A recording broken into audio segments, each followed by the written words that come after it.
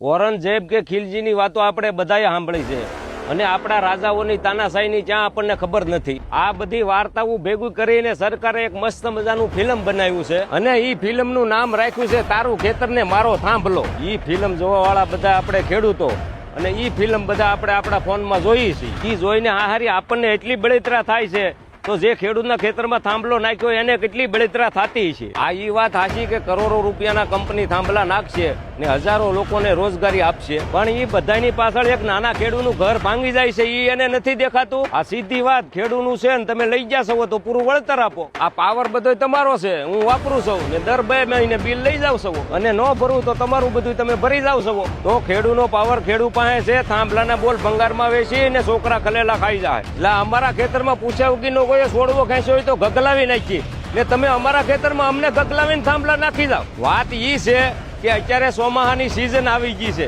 ને ખેતરમાં તમે મન ફાવે એમ ખાડા કર્યા છે, મન ફાવે એમ કેળા કર્યા છે। જેને 5 વીઘા હોય તો એને પછી વાવેતર કરવું કે શું કરવું?